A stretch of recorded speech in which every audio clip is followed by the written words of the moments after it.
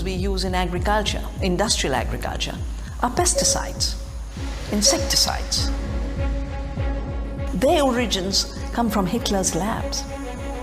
Chemicals made to kill people in concentration camps are the same chemicals that are being used now. After the wars, they tried to shift some of the chemicals to the Third World in the name of the Green Revolution.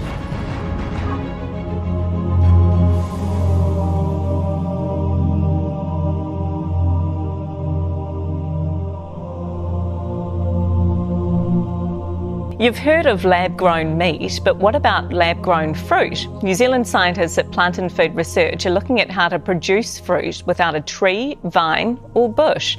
Plant and Food Research is working with cells from a range of fruits, including cherries, peaches and apples.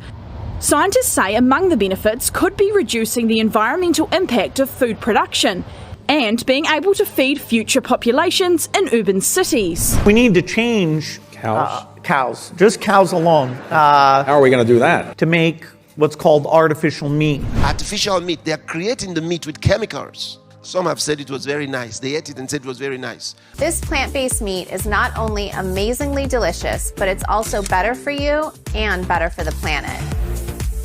My mind is blown right now. Like, the texture is perfect. The juiciness is there. Like, it's chicken. It's chicken. The stringiness, it's pulling apart. It totally mimics the real thing. And I would buy this. I would eat this. I'm eating it now. We make meat without killing a cow. Why are people making it? Climate change. It's better for the environment. The environment. It seems as though that the mission statement behind all of this is, hey, we're going to give you the taste of meat, but it's better for you and it's better for the planet.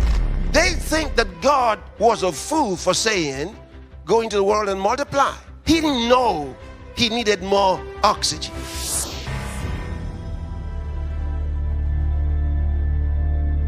Genetic engineering is a process where scientists take genes from one species and force it into the DNA of other species. It refers to crops that have had their genes specifically altered to express a certain trait. In very simple terms, this means taking a certain gene from one organism, like repelling insects, and transferring that trait into a plant's DNA sequence so that the plant expresses an insect-repelling trait as it grows. It uses specific genes from one organism to modify the genetic code of another. You know exactly what trait will be expressed. In 2001, a small California biotech company called Epicite patented a gene, which causes both men and women who eat it, in the form of any product, to produce antibodies to sperm. If the men eat the Epicite gene, they produce antibodies to their own sperm, rendering them irreversibly sterile. If women eat the Epicite gene, when they have intercourse, their bodies produce antibodies to the sperm that has been deposited, and they become infertile through the destruction of the sperm. Now, DuPont and Monsanto formed a joint venture, purchased the Epicite firm, and, quote, commercialized the Epicite gene. Do you want to know if the food that you're eating contains the Epicite gene? Sure you do. How about the food that your children are eating, or your grandchildren? Sure you do. Think about what's going on today, where organizations like the United Nations, sadly, carrying out a so-called food program for food security and actually creating shortages. And the whole thing is about creating an artificial shortage of food. And so while they are causing the shortage of food, they're announcing to us that there's likely to be shortage. With regard to food shortage, yes, we did talk about food shortages. And it's going to be real. One of the ways by which they seek to frustrate and destroy food supply across the world is by creating genetically modified food and seedlings, such that farmers lose the right to grow their food independently. governments are signing horrible bills into law, like plant breeders' rights. I don't know if you understand what that means. It actually means that the plant breeders have rights to create hybrids. And when they create these hybrids, when you purchase the hybrids to produce your crops, they will not reproduce for you. They can't reproduce after that. And you have no right to try to make them reproduce, except because now they have patents to those hybrids. So you need another permission from them before you can use any of that. Think about it. These things that were naturally growing, these things that you could have and plant in your own garden, now they tell you you have no right to do that. And they're coming up with laws to make it difficult for farmers everywhere. Farmers are having difficulties in many countries. Laws and laws and laws prohibiting them from doing their work in the right way. A lot of farmers have been thrown into prison. Farmers have been saving seed for thousands of years. However, Monsanto's patent on GE Roundup Ready soy has made this illegal. Farmers are now locked into buying new seed every year. Mo Pa is a seed cleaner from Indiana in the United States. In February 2007, Monsanto initiated a lawsuit against him. Monsanto claimed that Mo had assisted and encouraged GE soybean farmers to save their seed. And I was accused of aiding, abetting, encouraging, and enticing the farmer in breaking the patent law.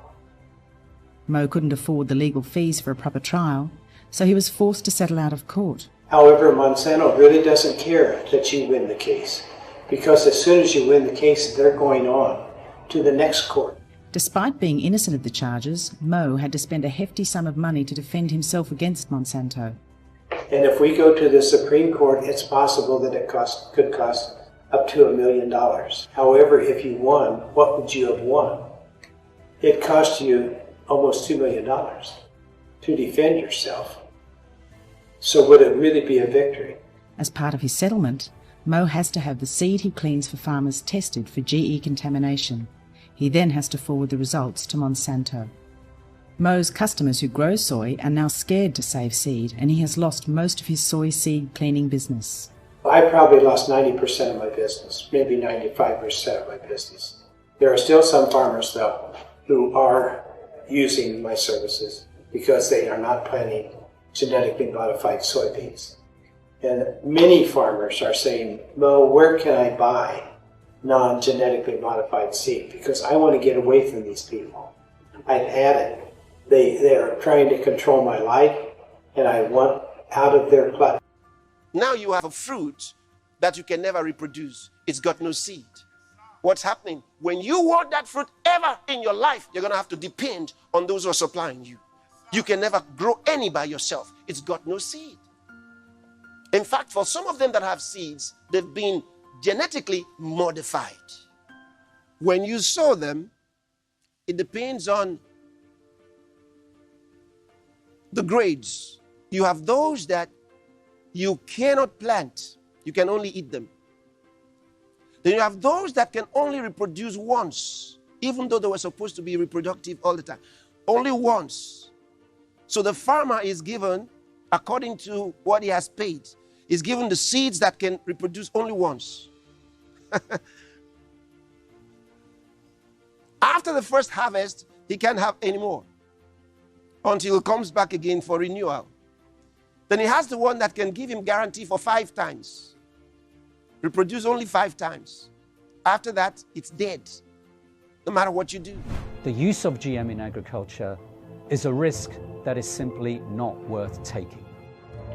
Every single independent study conducted on the impact of genetically modified food shows that it damages organs, it causes infertility, it causes immune system failure, it causes holes in the GI tract, it causes multiple organ system failure. The whole concept of genetically modified organisms is throwing a monkey wrench in the life on this planet. Basically, they've taken agriculture and built an industrial model which doesn't fit nature.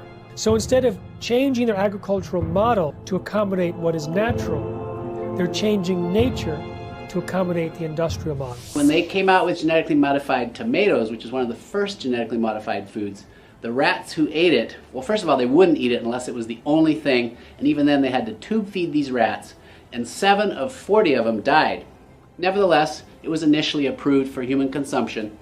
This is the challenge we're having. BT corn, same problem. Chicken who ate BT corn were dying twice as fast as those who ate regular corn. So how do they modify these genes anyway? What's this got to do with, a problem in our health? They actually blast genetic material from a different species into the genes of the corn or soy or whatever they're working on. And what really distressed me the most was to learn that actually, I've known this, at the cellular organism position, take bacteria in our gut. Now we have billions, if not trillions, of bacteria in our intestinal tract. These single-celled organisms can transfer genetic material. This is something that happens all the time. So they've found that some of the bacteria that can be in your gut, because you eat this food that has these genetically modified genes, for example, to, in some cases, manufacture your own pesticide. The bacteria in your gut can now get that ability to manufacture pesticide. That's just, horrifying to think that you can actually make pesticides in your gut. We wonder why we're having problems that relate to brain and psychiatric issues and focus issues and learning and developmental, on and on and on. The immune system, huge effects from having genetically modified food in your diet. They're going to tell you what food to eat, which will be produced by a few of them. They are creating artificial meat already. They are creating the meat with chemicals. It's part of the green revolution, green energy. So they'll create fish for you, create meat for you. So they say, no more eating of chicken. Why? Because you see, they're running out of beef. And we have organic beef all over Africa. You think they like it? Oh, sure they don't. Well, I just published a peer-reviewed article where 3,256 people report improvements in 28 different conditions when they switch to non-GMO and organic diets. I speak at medical conferences regularly, and there's thousands of doctors prescribing non-GMO diets, and they're reporting the same improvements. Now, it's interesting that the areas that people report improvements from are also getting better in pets and livestock put on non-GMO feed. There are also the problems that afflict the animals in laboratories that are exposed to GMOs and Roundup. And they're the same diseases on the rise in the U.S. population, rising in parallel with the increased use of GMOs and the Roundup sprayed on them.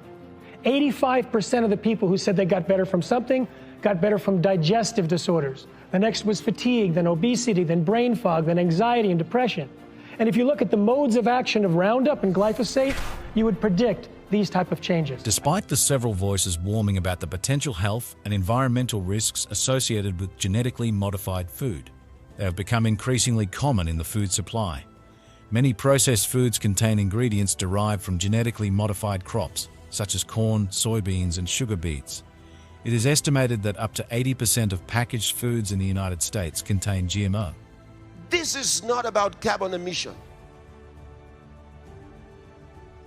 It's about trying to have a monopoly on science for another super control so that you can determine who gets to eat food.